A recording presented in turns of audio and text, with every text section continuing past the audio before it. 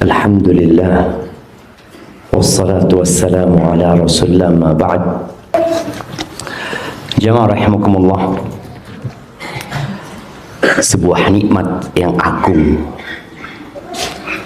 sebuah nikmat yang besar sekali, yang banyak di antara kita kurang mensyukurinya, adalah nikmat sehat.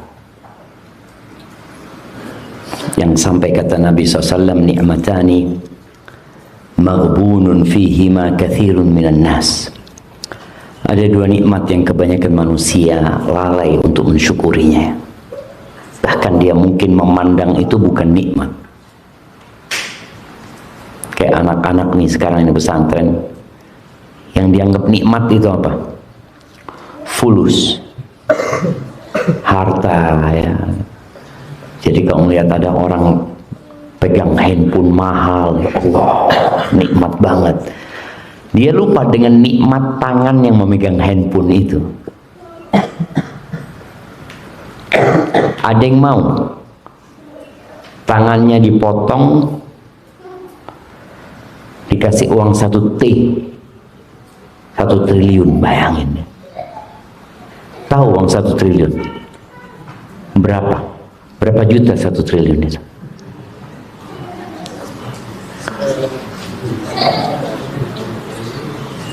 Berapa?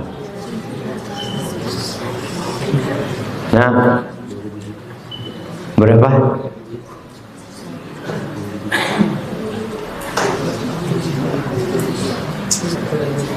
$10.000 juta. 10.000 juta mah 10 miliar. Hah? 1 T itu 1000 miliar. 1000 miliar. Mau tangannya dipotong tapi dapat 1 T. Apa gunanya? Itu yang kadang-kala kita lupa untuk mensyukuri. Dan kelak ketika hari kiamat, Allah mengatakan la tus'alunna yawma idzin 'anin na'im. Di antara pertanyaan yang akan ditanyakan adalah alam nusahhi badanak. Bukankah kami telah memberimu badan yang sehat? Pakai buat apa gitu. Dan yang kedua, waktu luang. Ini bapak-bapak, ibu-ibu bisa datang kajian karena punya waktu luang. Dan sebenarnya orang bekerja itu berapa jam sih? Berapa jam? 8 jam lah. Ya, kalau kita lihat aturan itu 8 jam waktu bekerja. Masih ada 16 jam. Dan 8 jam waktu bekerja itu pun nggak semuanya full aktivitas. Kadang-kala nganggur juga. Kerjaan satpam itu apa? Ini diem aja. Ngangkat-ngangkat satpam, enggak lah, dia jagain doang. Berarti di pekerjaan dia pun Allah kasih waktu luang, waktu dia tidak melakukan aktivitas karena hanya menunggu. Maka kita perlu mensyukuri nikmat yang Allah berikan. Kenapa? La in syakartum la azidannakum wa la in kafartum inna adzabi lasyadid.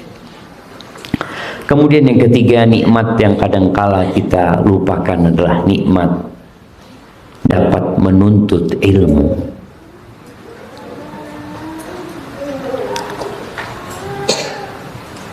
Kejadian Qarun ketika dia berjalan, ya, Allah ceritakan di surat Al-Qasas di ayat 70-an, ya. Coba Anda lihat ayat berapa?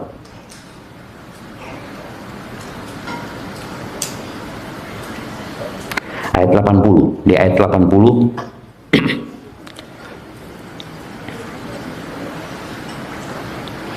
di ayat 79 sebelum ayat 80 ini, Allah Azza wa Jalla menceritakan bagaimana Qarun ini pamer kekayaannya. Dan biasanya orang kaya ya ingin dilihat kekayaannya. Sekarang kan mereka dengan selfie ya, lagi naik mobil, lagi naik apa, lagi naik jet pribadi ya, difoto, disebarin kemana-mana. Dulu belum ada. Maka orang tidak akan tahu orang itu kaya raya kecuali kalau dia menampakkannya, baik itu dari bangunan rumahnya atau dari kendaraannya. Allah mengatakan tentang Qarun ini, fa kharaja ala qaumihi fi zinati. Dia keluar dari rumahnya di hadapan kaumnya dalam kemewahan dia. Disebutkan dia naik kereta kencana, kereta kuda ya, yang dikatakan kereta kuda itu dari emas. Lalu kudanya itu dikasih baju-baju dari emas. Kemudian di hadapannya ada 300 dayang-dayang perempuan. Kunci gudangnya itu dipikul sama orang-orang yang kuat. Bagaimana cara pandang orang tentang orang kaya ini? Nih anak-anak nih, kalau melihat mobil apa yang paling antum sukai? Mobil apa yang paling antum sukai? Atau harta apa yang paling antum ingin kalau besar nanti punya? Hah? Apa? BMW ya? BMW, oke, BMW. Sebelahnya? BMW juga? Rolls Royce. Lain kelasnya ini, udah lebih tinggi nih Rolls Royce ini. Bugatti. Mercy. Nah, sama-sama yang mana ini? BMW nanti. Jadi punya satu-satu, nggak mau numpang punya temannya. Iya, artinya kepingin kalau bisa punya sendiri-sendiri. Padahal BMW itu cukup buat 5 orang lah, sedan itu kan. Tapi nggak maunya sendiri-sendiri. Ya, manusia. Bapak-bapak juga sama, kadang-kadang nggak kesampean aja gitu kan. Kita itu ingin, tapi nggak kesampean. Allah sebutkan bagaimana sikap orang yang berilmu dan yang tidak berilmu. Kenapa tadi Ustaz sebutkan bahwasannya ilmu ini nikmat yang agung yang insya Allah dengannya kita selamat dunia akhirat. Allah menyebutkan qala alladzina yuriduna al-hayatad dunya. Di sini Allah menyebutkan 2 jenis manusia. Yang pertama, Allah mengatakan berkatalah orang-orang yang ambisinya dunia.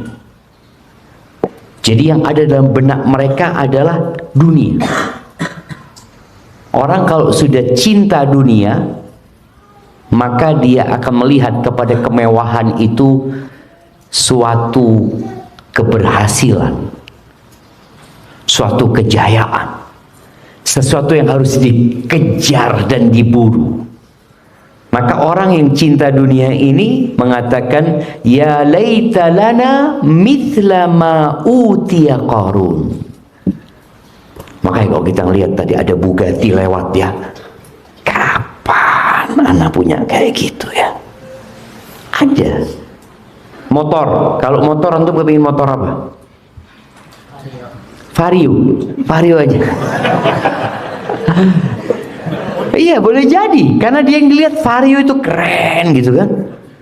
Daripada Beat lebih keren mana? Vario lah, aduh Beat gitu. Iya. Pengen motor apa? Honda. Iya, Honda apa? Ini Vario juga Honda gitu. Nah, apa? Honda apa ini?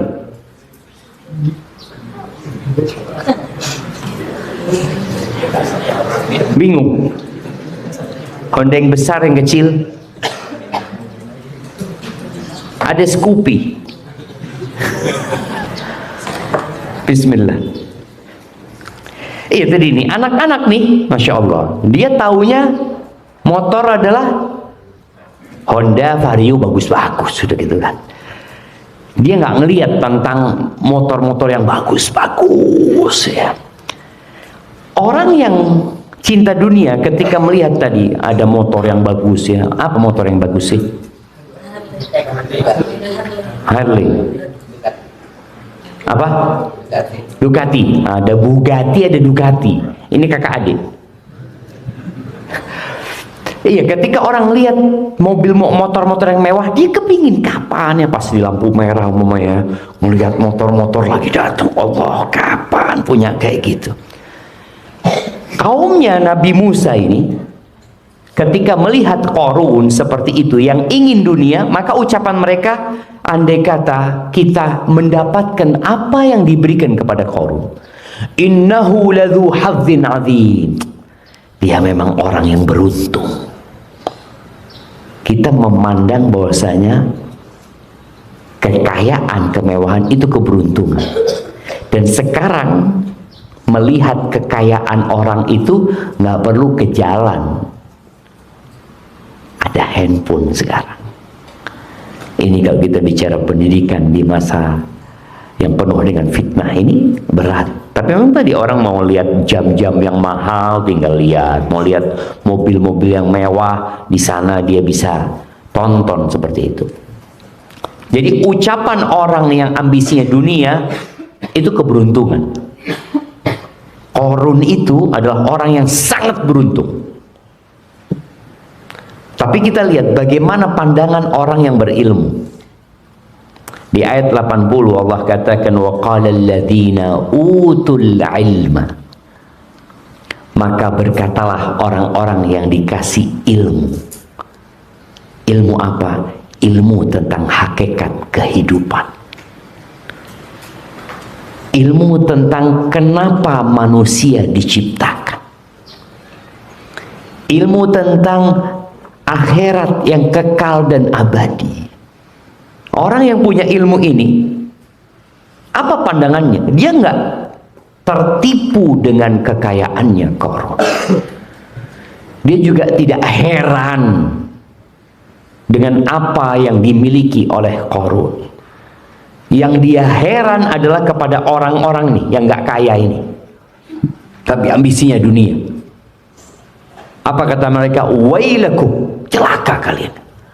Thawabullahi khairun, celaka kalian, pahala Allah itu lebih baik. Artinya surga Allah itu lebih baik. Semua nikmat yang Allah berkaitan yang mengantarkan ke surga itu lebih baik dari dunia dan isinya. Bayangin dia 2 rakaat sebelum subuh. Tadi sholat 2 rakaat sebelum subuh anak-anak, itu lebih baik dari Jakarta dan isinya. Lebih baik dari Indonesia dan isinya. Jadi kalau dikasih pilihan, nih anak-anak nih kasih pilihan, memiliki Indonesia dan isinya, artinya Indonesia milik antum aja. Semua penduduk Indonesia harus keluar karena jadi milik antum. Dengan 2 rakaat sebelum subuh, lebih baik mana? Lebih baik 2 rakaat sebelum subuh tadi. Dan Nabi alaihissalatu wassalam mengatakan rakaatul fajri khairun minad dunya wa ma fiha. Rakaat sebelum subuh itu lebih baik dari dunia dan isinya. Makanya orang yang berilmu menyampaikan ini. Celaka kalian. Kalian berpikir ingin menjadi seperti Qarun, mendapatkan kekayaan itu. Tidak berpikir bagaimana memiliki kekayaan itu kekal dan abadi. Terus lebih baik buat siapa? Liman amana wa amila salihan. Buat orang yang beriman dan beramal saleh. Wala yulaqqaha illa sabirun. Tapi nggak bisa memiliki pandangan seperti itu ya. Kemudian beramal soleh menguatkan keimanannya kecuali orang-orang yang sabar. Kalau kita nggak sabar, ya akhirnya kita ingin seperti Qarun. Karena memandang dunia ini segala-galanya. Padahal nggak ada apa-apanya dunia ini. Dengan 2 rakaat sebelum subuh. Nabi SAW pernah menyebutkan la maubi'u sauti ahadikum fil jannah. Tempat cemeti kalian, cepat pecut ya. Dulu orang-orang naik kuda, naik onta, naik keledai, kadang-kala dia harus pegang cemeti untuk supaya lebih cepat. Tempat itu mungkin 1 meter kita anggap. Tempat 1 meter itu di surga khairun minad dunya wa ma fiha, lebih baik daripada dunia dan isinya. Dunia ini akan hancur sehancur-hancur. Gunung-gunung yang kita lihat sekarang ini menjulang tinggi, dan boleh jadi ini daerahnya apa namanya? Ciangsan. Ciangsan ini daerah tinggi sudah.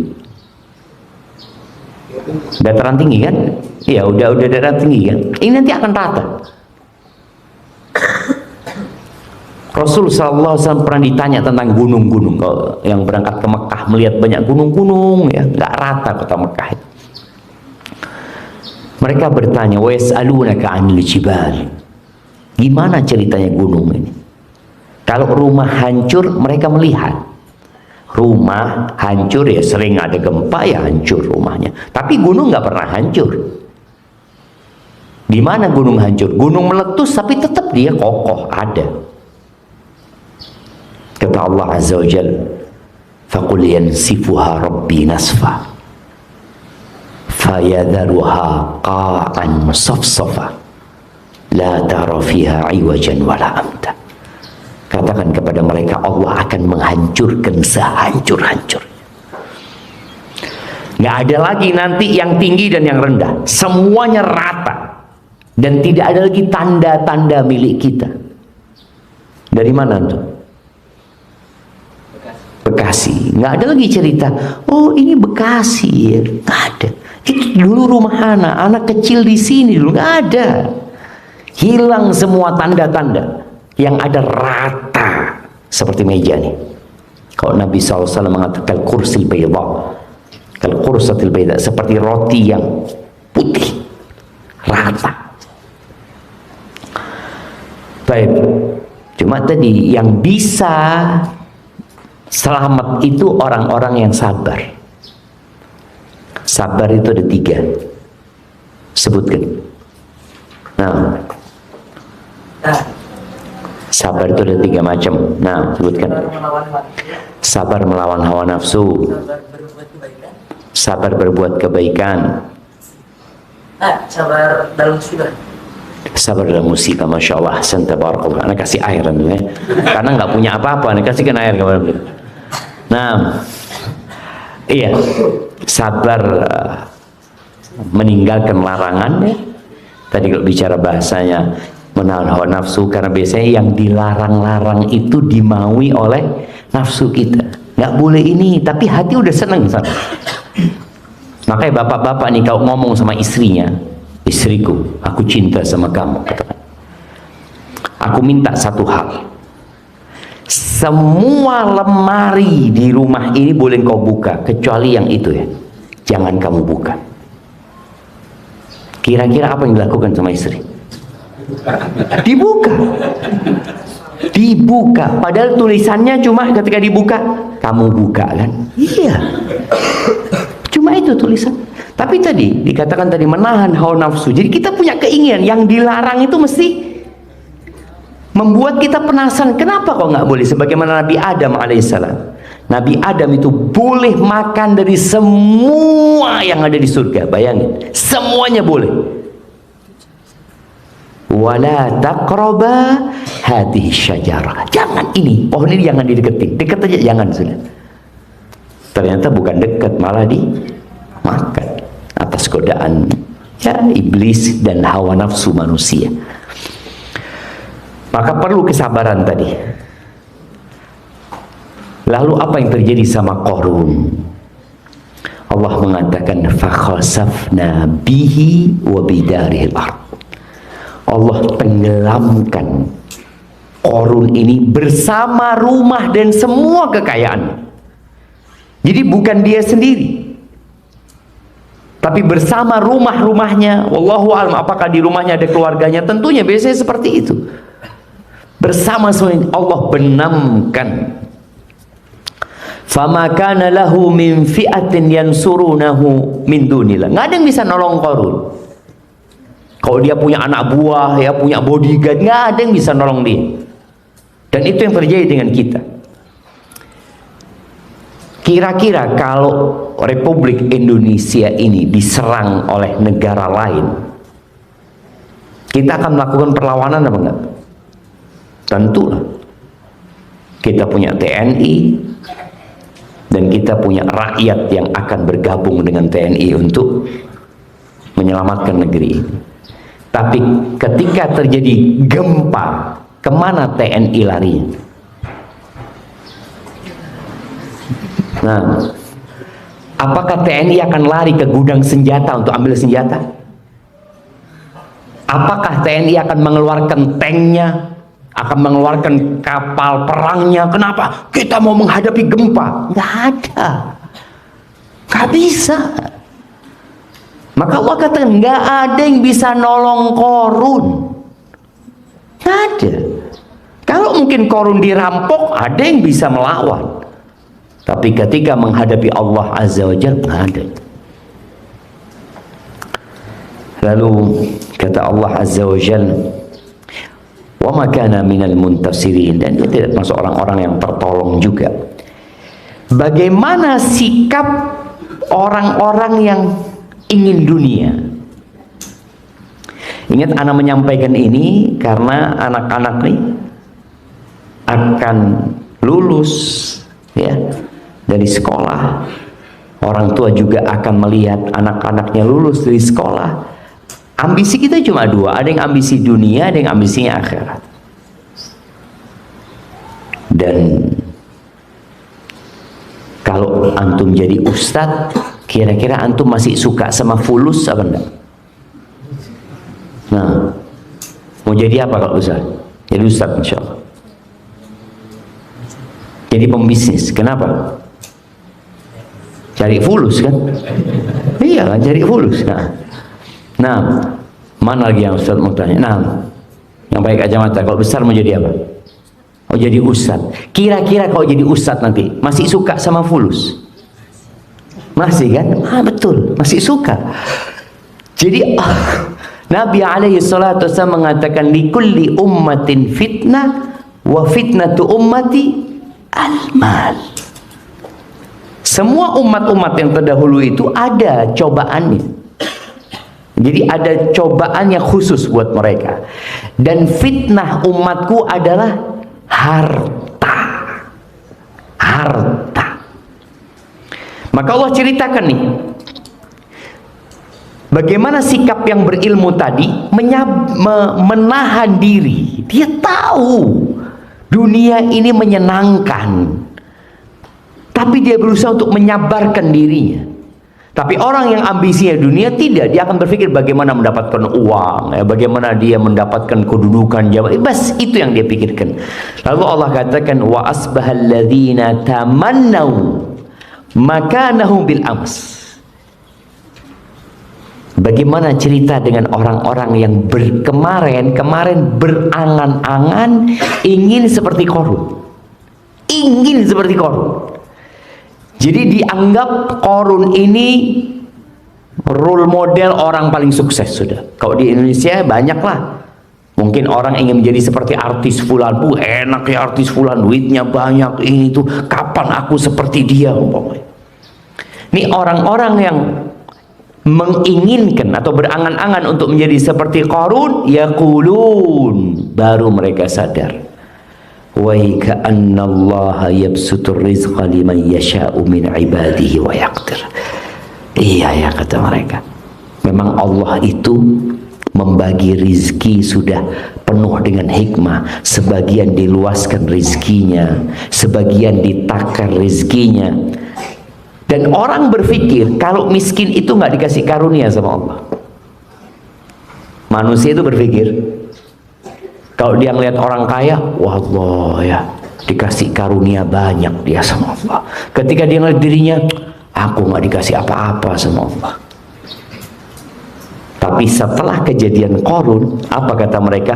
Laula amannallahu alaina la khasafa bina. Kalau bukan karena karunia Allah kepada kami, pemberian Allah kepada kami, niscaya kami pun akan dibenamkan. Berarti kemiskinan itu jadi nikmat.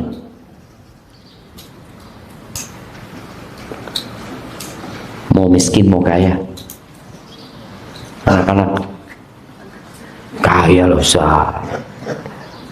Memang ada yang cita-cita saya, cita-citanya menjadi orang miskin. Siapa angkat tangan?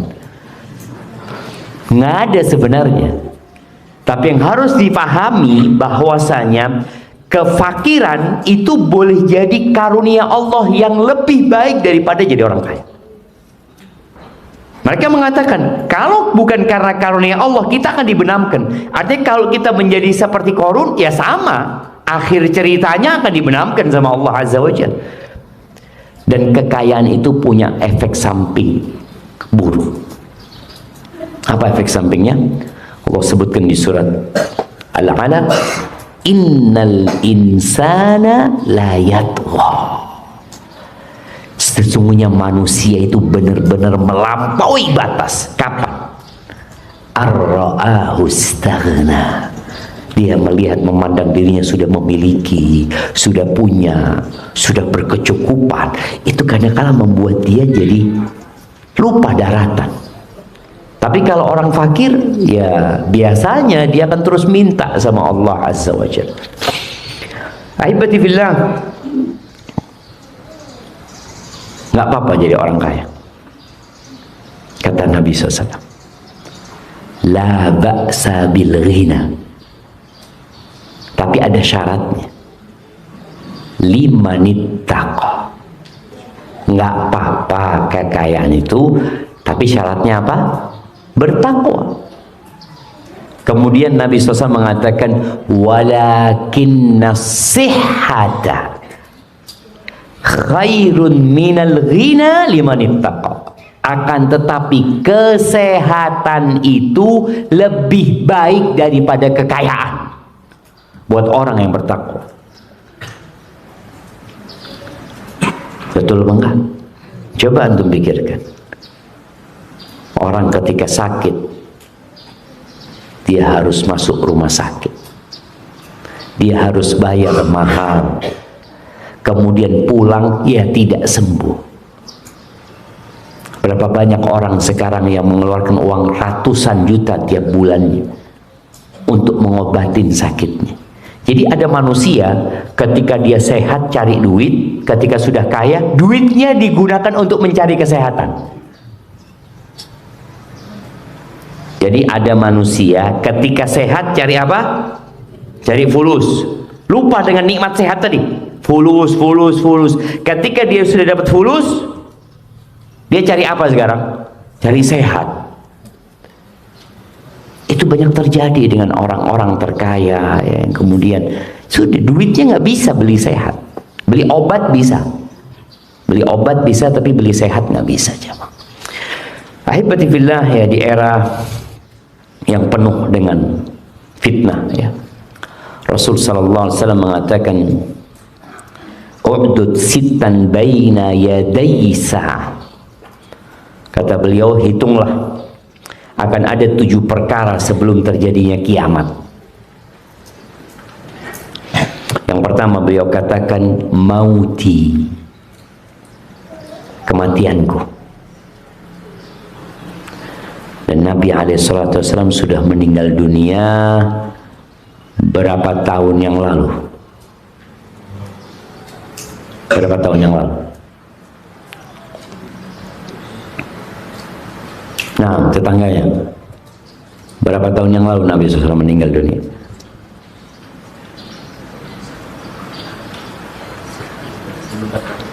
Seribu 1400.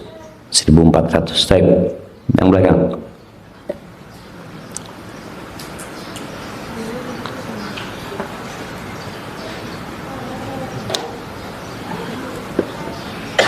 Tetangganya.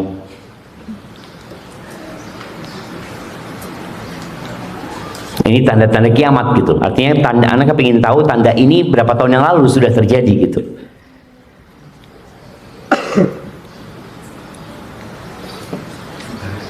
Nah, belakangnya.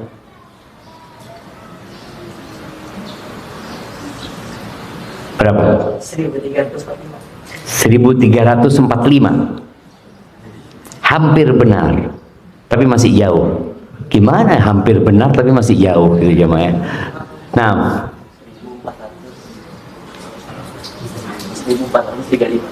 1436.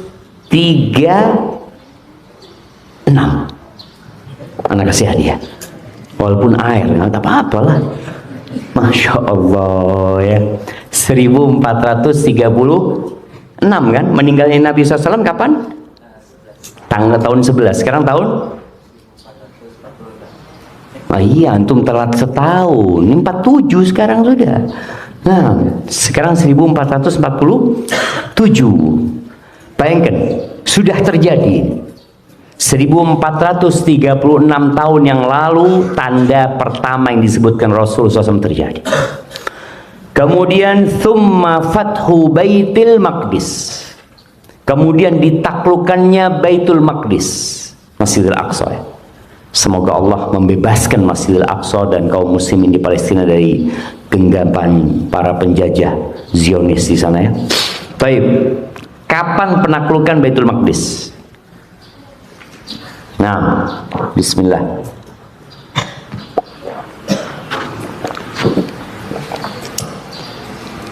Nah, ayo santri-santri ini harus tahu sama sejarah. Kenapa? Karena sejarah itu kejayaan kita. Kalau generasi umat Islam sekarang lupa dengan sejarahnya, maka jangan berharap Islam akan jaya kembali. Ya gimana? Dia nggak tahu. Nah, bagi kita doakan saudara-saudara kita, Allahumma ansur ikhwanal mustad'afin fi Filistin. Doa kita seperti itu. Ditanya, kapan Palestina itu ditaklukkan sama umat Islam? Wallahu a'lam ya, dulu kayaknya. Dulu. Ya jelas dulu, sekarang dikuasain Yahudi gitu. Nah, tahun berapa? Umar bin Khattab itu datang dari kota Medina menerima kunci Masjidil Aqsa. Dan itu tanda kiamat. Tahun berapa? 4 tahun setelah meninggalnya Rasulullah SAW. Berarti tahun berapa? 15. 11 Rasulullah SAW meninggal, kemudian 4 tahun kemudian Baitul Maqdis ditaklukkan. Thumma mutan ya'khudhu fikum kaku'asil ghanam. Kemudian yang ketiga, akan ada wabah penyakit seperti wabah yang menimpa kambing. Di Indonesia ini ada wabah, tapi di Indonesia ini terakhir itu yang banyak menimpa kambing itu ada namanya PMK, penyakit mulut dan kaki. Jadi kambing itu nggak bisa berdiri ya, ini itu. Nanti akan ada penyakit yang terjadi yang membuat tuh kambing-kambing pada mati semuanya. Akan terjadi hal itu, dan para ulama menyebutkan itu terjadi sudah. Kapan terjadinya? Terjadinya di Syam. Setelah Syam ditaklukkan, kemudian tadi tahun 15 Hijriah, Masjidil Aqsa di tangan umat Islam ya. Jadi Syam itu kota apa aja? Kalau bicara Syam, nah jangan tolak-tolak kemana-mana. Nanti ketika di padang mahsyar nggak bisa nolak-nolak gitu. Kalau ditanya itu, lihat kanan, amalan dia, kiri amalan dia. Kalau sekarang masih kelihatan kanan ada sohib, bisa ditanya ini mungkin. Nah, Syam. Kalau bicara Syam, artinya kalau kita bicara negeri Syam itu mana gitu loh sekarang ini. Kalau kita bicara Nusantara, Nusantara itu mana aja? Indonesia, Malaysia, Brunei, Bekasi. Betul, Bekasi masuk Nusantara, jelas. Jelas masuk Nusantara. Iya. Tadi kita jadi tahu ketika bicara Nusantara, maka Nusantara itu Indonesia, Malaysia, mana lagi Singapura, kemudian Brunei Darussalam itu masuk wilayah Nusantara sebenarnya kalau kita bicara Nusantara. Nah, Syam ini mana? Palestina, betul. Kemudian Suriah. Lalu Urdun. Nah, Urdun itu Jordan. Jadi kalau bahasa Arabnya Syam itu Al-Urdun. Filistin. Suriah, Lubnan. Lubnan itu Libanon. Itu 4 negeri Syam. Yang disebut Syam itu 4 negeri tadi. Pada 3 tahun setelah ditaklukkannya Palestina, itu terjadi ta'un amwas, wabah penyakit jemaah, yang katanya dimulai dari tikus ya. Itu kalau bahasa medisnya, nggak tahu bapak-bapak apa bahasa medisnya, Black Death mereka nyebutnya. Kematian, jadi orang jadi hitam kulitnya, itu mati dan banyak sahabat yang meninggal dunia. Itu 3 tahun setelah penaklukan Baitul Maqdis. Kemudian yang keempat, thumma istifadatul mal hatta yu'tar rajul mi'ata dinar fayadhallu sakhitan. Kemudian nanti ada masa di mana harta itu berlimpah ruah, banyak harta, sampai-sampai orang dikasih 100 dinar itu masih marah. Ada yang mengatakan itu sudah terjadi, ada yang mengatakan belum. Dikasih 100 dinar itu marah. 100 dinar itu sekarang hampir 1 miliar. Itu dikasih 1 miliar. Apa ini 100 dinar itu? Supaya Anda nggak ngomong 1 miliar ya, karena ini nanti angka ini akan berubah. Jadi mungkin antum nanti ketika sudah lulus 100 dinar tetap, tapi rupiahnya berbeda. 100 dinar itu 4,25 kali 100. Jadi 425 gram emas. Masya Allah, jazakallah khair. Nah, biar sekalian Ustadz ini ngajarin adab ya. Jadi kalau naruh cangkir piring buat Ustadz itu bukan Ustadz ya, buat siapa saja, buat tamu apa, itu pegangannya di sebelah kanannya. Jadi tinggal pegang gini terus minum. Bismillah. Benar ya mah. Kadang-kadang kan kalau kayak tadi naruhnya kan gini kan, gimana cara ngambilnya Ustaz? Atau naruhnya gini, waduh susah, pakai tangan kiri nantinya. Tapi sudah betul, naruhnya sudah di sebelah kanannya Ustaz, tinggal apa namanya, gagangnya ini. Subhanallah jamaah, adab ini penting. Adab ini penting. Karena kalau sudah ngomong adab panjang ceritanya, nanti sudah. Bukan itu yang kita bicarakan. Bicara tadi 1 dinar itu 4,25 gram emas. Jadi tadi ini orang dikasih 100 dinar fayadhallu sakhitan. Dia marah gitu. Paulus menyebutkan nggak berkah harta pada waktu itu.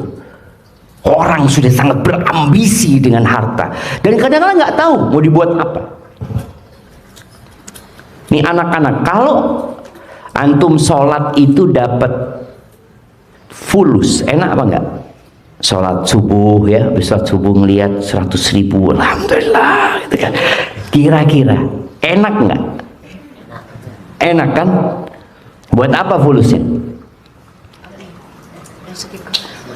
Buat apa? Buat belanja kan? buat belanja 100. Jadi kalau satu hari dapat berapa? Kalau satu sholat dapat 100.000, dapat berapa? 500. Itu yang sholat wajib. Kalau tambah sholat sunnah, tambah banyak lagi. Kalau manusia sholat dapat uang, ada nggak pasar yang buka? Ada nggak? Antum semua mau ke pasar, mau belanja, ke minimarket, mau beli, nggak ada yang buka. Mereka mau cari fulus tinggal sholat, kata dia. Ini yang mau isi bensin ke SPBU, ada nggak yang jaga SPBU? Datang fulus, itu dia, fulus sholat, fulus, nggak perlu kerja. Bayangin, kenapa Allah dijadikan pahalanya itu di dunia? Soalnya kalau orang ibadah dikasih fulus, tutup dunia ini, tutup. Kira-kira ada nggak yang jadi presiden? Saya mau jadi presiden, nggak ada, kata dia. Apa? Fulus, sholat. Kurang fulusnya, tambah sholat lagi gitu loh. Tapi buat apa fulusnya itu?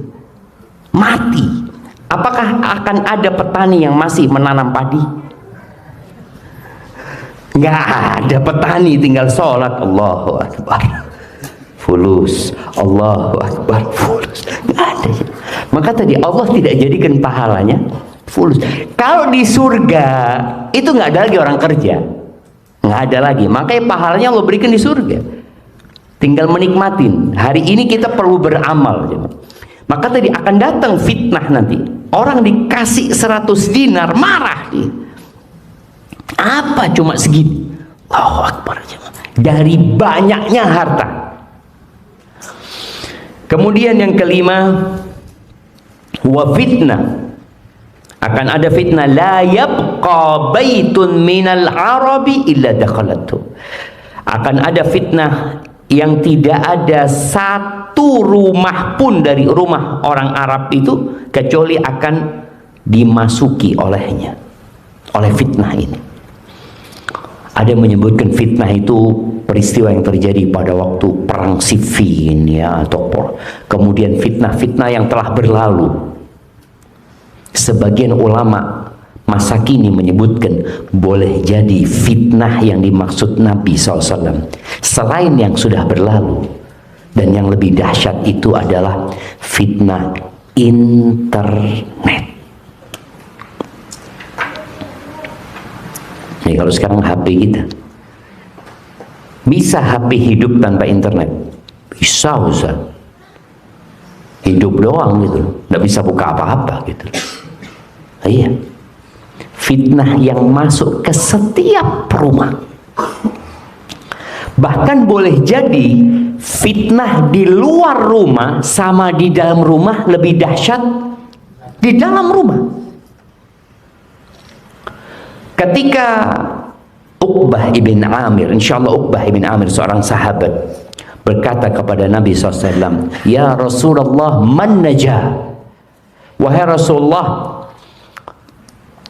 ajarkan kepada kami keselamatan itu apa? Dan ketika terjadi fitnah itu, banyak fitnah, bagaimana cara kita menyelamatkan diri kita? Kata Nabi SAW, wal yasa'ka baituka, amsik alaika lisanak, wal yasa'ka baituka, wabki ala khati'atika. 3 cara untuk menyelamatkan diri dari fitnah. Yang pertama, jaga lisanmu.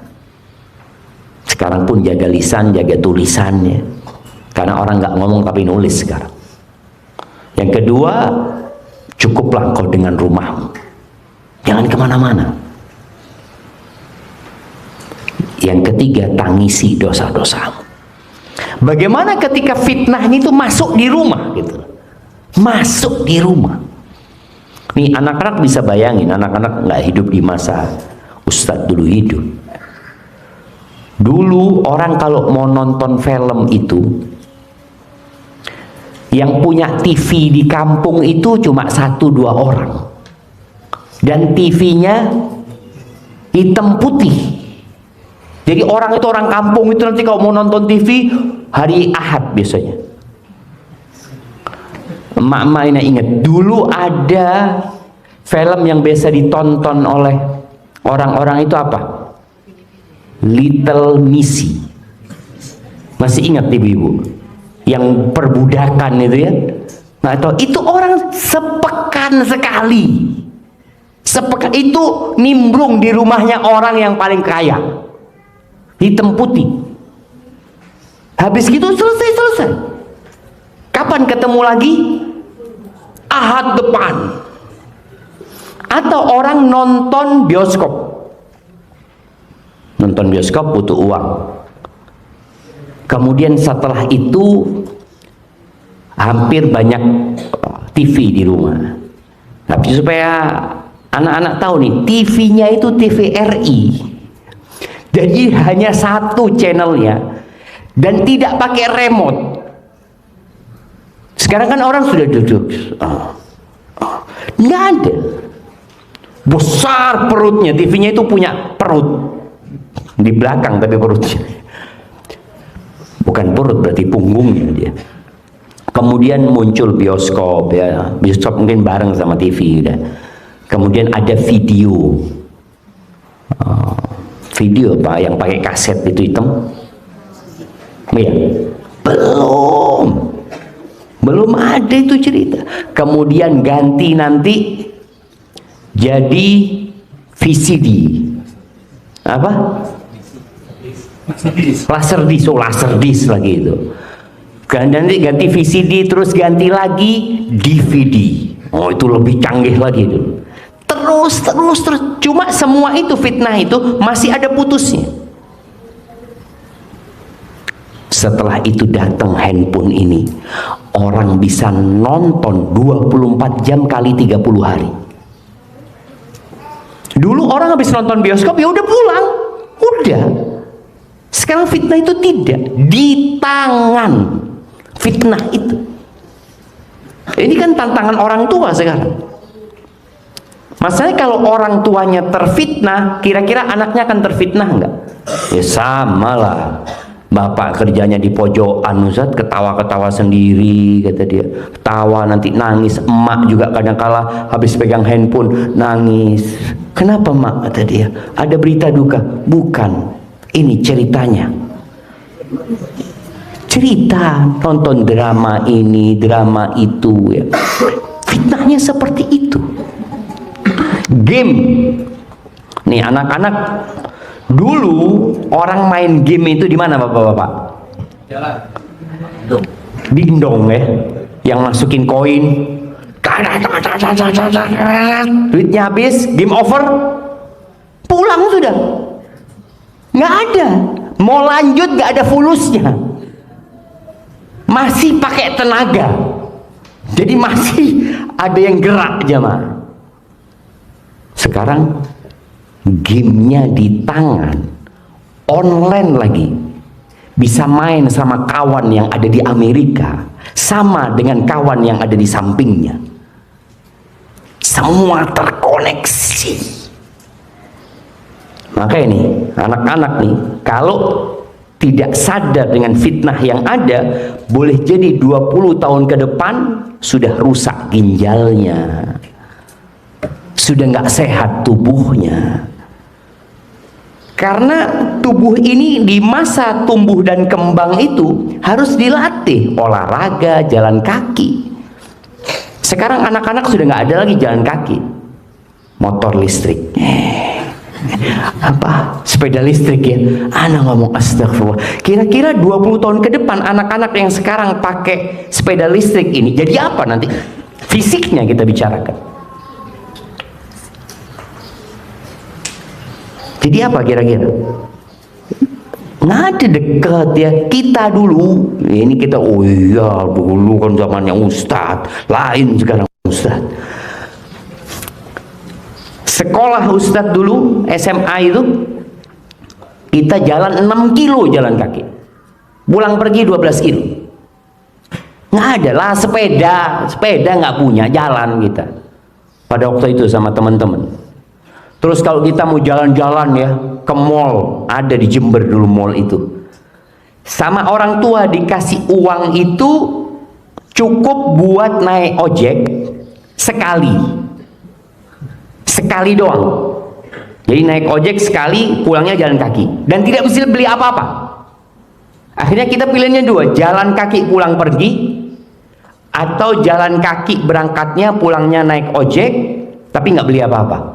Nah, kita malah kepingin beli makan, jalan kaki pulang pergi 5 kilo 10 kilo. Sekarang anak-anak disuruh sama orang tuanya, beliin ini ya ke depan, mau jalan. Hati-hati ya. Tadi kita bicara fitnah ini akhirnya semuanya. Kalau kita bicara fitnah itu bukan cuma internet, kayaknya hampir motor pun boleh jadi fitnah. Dari sisi apa? Dulu hanya orang kaya yang punya motor. Sekarang di kampung-kampung itu ada 2-3 motor, kredit riba lagi. Bayangin ya, kredit riba lagi. Itu hampir semua rumah dikejar. Dulu orang main judi di mana? Nih anak-anak pernah lihat orang main judi? Nggak pernah kan? Karena orang main judi dulu sembunyi-sembunyi. Orang main judi itu, bapak-bapak di mana biasanya waktu itu mainnya? Nah, di kuburan yang seharusnya ingat mati ya, orang itu mainnya sembunyi-sembunyi, kemudian ada yang jagain ya, sehingga orang kalau mau main judi itu takut ketahuan, soalnya dia akan kemana orang ini ya, oh tempat sana, ini tempat main judi biasanya. Sekarang main judi di samping istrinya tidak tahu. Karena judol sudah dia. Nggak ada. Lagi ngobrol sama anak-anak, ayo Masya Allah. Dia kata, Bapak kok sedih? Nggak ada apa-apa lah. Iya, betul sama ini fitnah tadi. Yang masuk ke setiap rumah. Kemudian yang keenam, kata Nabi SAW, thumma hudnatun takunu bainakum wa baina banil asfar. Nanti akan terjadi hudnah, gencatan senjata ya, perdamaian antara kalian sama orang-orang kulit putih, sama orang-orang Eropa. Nanti akan ada perjanjian damai antara umat Islam sama mereka, lalu mereka berkhianat. Fayatuna tahta thamanina ghaya. Kemudian mereka akan datang di bawah 80 panji. Tahta kulli ghayatin 12,000. Di setiap satu panji itu ada 12.000 tentara. Berapa jumlah tentaranya? Nih anak-anak nih. 80.000 panji. Jadi pasukan itu dibagi-bagi, pasukan mereka nanti akan menyerang umat Islam, dan ini akan terjadi nanti. Kita yakin dengan sabda Nabi SAW, hadis ini diriwayatkan Imam Bukhari, mereka akan menyerang umat Islam di bawah 80 panji, bawa 80 bendera.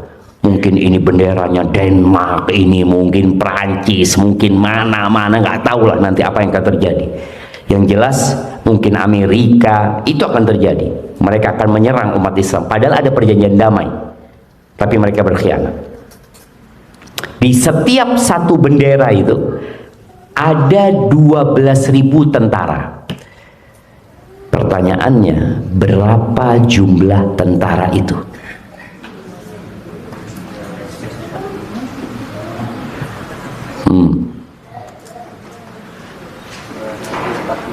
240.000.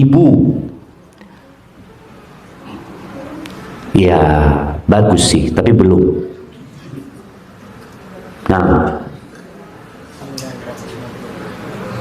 960.000. Iya, 1 juta kurang 40.000 siapa? Iya. Nanti minta hadiah sama ustadznya ya. Hadiahnya sudah habis soalnya. Bayangkan, itu akan terjadi. Mereka membawa pasukan hampir 1 juta untuk menyerang umat Islam. Tapi dengan bendera-bendera yang beda-beda nantinya. Tapi jelas Nabi alaihissalatu mengatakan Banil Asfar ya. Itu dulu sebutan buat orang-orang Romawi ya. Orang-orang kulitnya kok disebut kuning. Tapi untuk sebutan orang-orang kulit putih itu. Ahibati fillah, bagaimana sikap kita menghadapi fitnah yang terjadi dalam mendidik diri kita sendiri? Karena anak pikir yang datang bapak-bapak sama ibu-ibu, ternyata ada anak-anak di sini. Maka bagaimana kita harus pinter-pinter menghadapi fitnah yang terjadi. Tantangan di masa sekarang ini ya konten negatif, banyaknya konten negatif di media tersebut. Anak-anak kecanduan gadget, tapi alhamdulillah, makanya kenapa orang tua itu kalau anaknya ke pesantren senang sekali. Kalau pas liburan, nak kapan liburan nak? Kata dia, tanggal sekian. Aduh ya, bakal ketemu HP lagi anak-anak ini. Ketika anaknya balik ke pesantren, bahagia nggak orang tua itu? Ibu-ibu seneng nggak kalau anaknya balik ke pesantren? Nah, seneng. Karena nggak ketemu sama fitnah ini. Alhamdulillah fitnah ini belum masuk pesantren. Karena belum balik fitnahnya itu. Jadi belum boleh masuk pesantren. Mungkin nanti ada pesantren-pesantren yang sudah membolehkan masuknya fitnah. Dan ya perlu kontrol dari orang tua, dari guru, dan kontrol dari diri kita sendiri. Orang tua harus sering duduk sama anaknya. Karena sejak ada media ini, hubungan sosial antara orang tua sama anak itu mulai agak jauh. Jadi semua punya kehidupan masing-masing. Orang tua punya kehidupan di alam, kadang-kadang suami istri. Ya Allah jemaah ya, tahun 2010 mungkin 2010 anak pulang dijemput sama kawan, dia suami istri sama supirnya. Akhirnya anak duduk di depan. Anak pikir perjalanan ini akan penuh dengan obrolan ya. Ternyata suami istri di belakang itu sedang pegang BlackBerry masing-masing. Jadi suami istri nggak ngobrol sama orang mana nggak tahu. Jadi semua pegang BlackBerry. Tahu BlackBerry? Sebagian anak-anak lahir ketika BlackBerry sudah mati. Jadi nggak tahu ada BlackBerry. BlackBerry itu sebelum adanya Android ya, sebelum ada iOS ini, ya untuk WA yang lebih murah mungkin ya. Seperti jadi sibuk dengan teknologi ini. Maka orang tua harus mengontrol diri, kapan dia pakai dan kapan dia tidak pakai. Memang ada gaya hidup yang berubah sekarang ini, Syam. Karena ada ibu-ibu di sini. Sekarang standar suami yang ideal seperti apa menurut ibu-ibu? Yang kalau berangkat kerja sampai tempat kerja dia WA, alhamdulillah udah sampai, ya mungkin dia foto. Jadi di tempat kerja pun sibuk dengan istrinya. Dulu nggak ada. Dulu orang tua kita nih, kalau keluar rumah ya udah nggak ketemu, nggak bisa dihubungi kecuali nanti sore pulang kerja. Jadi dari jam 7 keluar rumah itu kerja, baru ketemu nanti jam 4 dan tidak bisa dihubungi. Telepon mungkin hanya ada di rumah, itu orang-orang kaya juga yang punya telepon. Setelah ada telepon, sebelum ada telepon sama sekali. Sehingga ketika orang tua bapak itu sampai rumah, dia sudah sibuk dengan rumahnya, nggak ada urusan pekerjaan. Tapi sekarang enggak.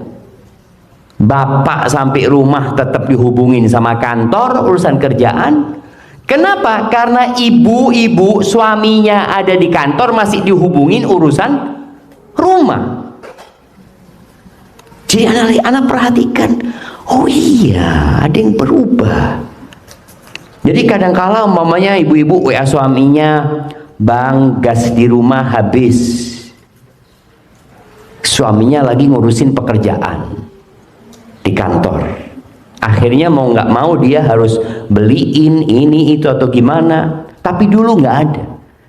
Jadi sang ibu fokus di rumah, sang bapak fokus di tempat kerja. Ketika sampai rumah fokus dengan rumah. Sekarang bagaimana mengkondisikan seperti itu? Bapak-bapak, ibu-ibu ketika ada di rumah fokus dengan anak-anaknya. Handphone nggak ada masalah ketika memang harus ada yang dihubungin ya, tapi jangan sampai handphone itu yang mengontrol kita. Jadi kita yang harus mengontrol handphone tersebut, dan perlu adanya waktu yang ditetapkan. Waktu ditetapkan itu anak pegang handphone, anak-anak umumnya pegang handphone maunya berapa jam kalau lagi liburan? Sehari berapa jam? 24 jam? Berapa jam? 2 jam cukup? Berapa jam? Kira-kira 5 jam. Insyaallah. Taib, 5 jam itu dapat apa dengan 5 jam pegang handphone kira-kira? Dapatnya kan orang itu ketika dia dikasih tanggung jawab, dia perlu ditanya, engkau bisa menghasilkan apa nih 5 jam dikasih sama orang tuanya handphone? Bisa menghasilkan apa dengan 5 jam pegang handphone? Tambah hafalan Qur'annya kira-kira? Nah, tambah ilmunya? Tambah apa enggak? Boleh jadi hafalan Qur'annya tambah habis, ilmunya tambah berkurang. Yang ada cuma hiburan. Dan hiburan itu nggak boleh lama-lama. Jadi kalau bicara hiburan nggak boleh lama-lama. Kenapa? Anda mau kasih tahu nih anak-anak nih. Orang-orang sukses itu, apakah mereka sibuk bermain HP? Enggak. Bill Gates, anak yang baca Bill Gates itu, dia itu baru ngasih anaknya handphone ketika umur 14 tahun. Bayangin, dia salah satu orang terkaya di dunia. Setelah anak pikir-pikir ya, anak ingat dengan ucapan Ibnul Qayyim rahimahullahu ta'ala, ulama abad ke-8 Hijriyah. Beliau mengatakan, ajma'atil uqala min kulli ummah. Semua orang yang berakal sehat, catat nih, coba catat anak-anak, saat kepingin antum catat. Ajma'at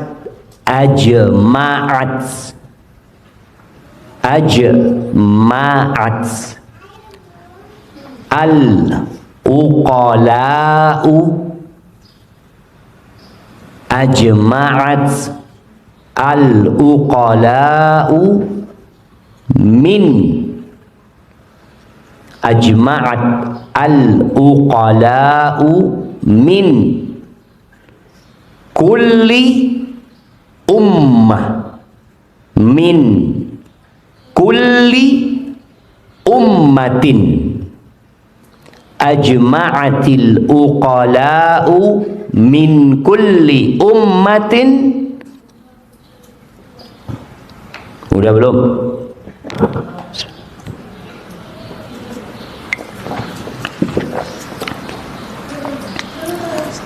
Udah? Anna an-na'ima, an-na'ima, an-na'ima, an-na'im, an-na'im dari nikmat ya, na'im. An-na'ima la yudraku, la yudraku, la yudraku, an-na'ima la yudraku bin na'imi, an-na'ima la yudraku bin na'imi waman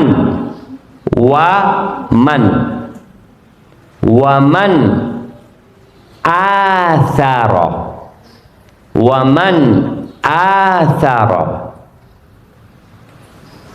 ar-rahata waman athara ar-rahata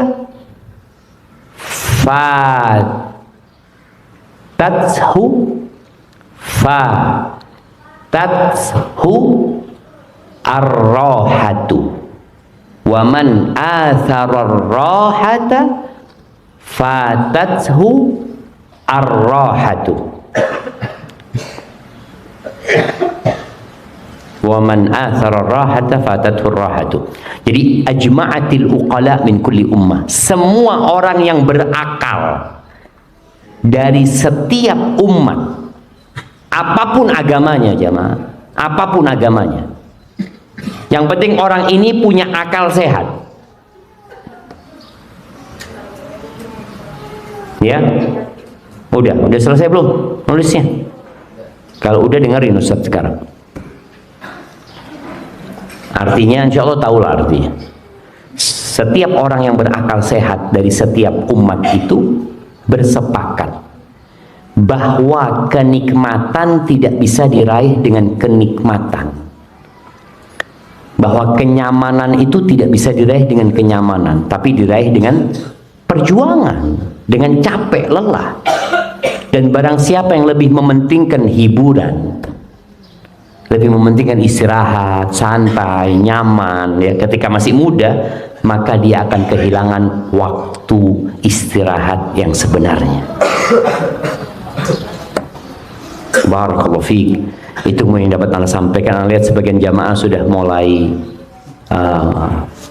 menikmatin kajian ini.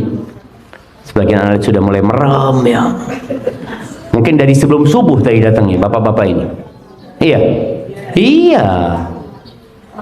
Jadi nanti ada kesalahan dari panitia, seharusnya dibikin jam 6 gitu kajiannya kan, supaya ya nggak terlalu subuh. Karena tempatnya memang tadi ini masuk mana ini? Bogor. Masuk Bogor ya, masuk Bogor. Semoga Allah mudahkan. Itu yang dapat Anda sampaikan. Anda kepingin berlama-lama sama antum di sini, tapi karena ada kegiatan yang harus dilakukan sebentar lagi. Tapi paling tidak ada sedikit lah yang bisa diambil, dipetik faedahnya dan diamalkan sama anak-anak, khususnya buat para orang tua.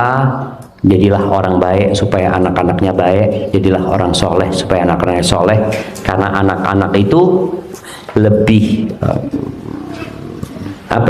lebih melihat daripada mendengar orang tuanya. Kalau dia lihat orang tuanya soleh, insya Allah dia akan mengikuti. Tapi kalau dia lihat orang tuanya suka ngomong, ngasih nasihat, teori, ini macam-macam, kadang-kala anak-anak itu tidak mengamalkan karena orang tuanya sendiri tidak mengamalkan hal tersebut. Itu yang dapat Anda sampaikan. Mungkin kita nggak ada tanya jawab jamaah. Insya Allah di lain kesempatan, semoga ma'had ini diberkahi sama Allah Subhanahu Wa Taala, dan para orang tua dikasih anak-anak yang soleh soleha, dan semoga Allah memasukkan kita ke surganya. Subhanakallahumma wa bihamdika asyhadu an la ilaha illa anta astaghfiruka wa atubu ilaik. Wassalamualaikum warahmatullahi wabarakatuh.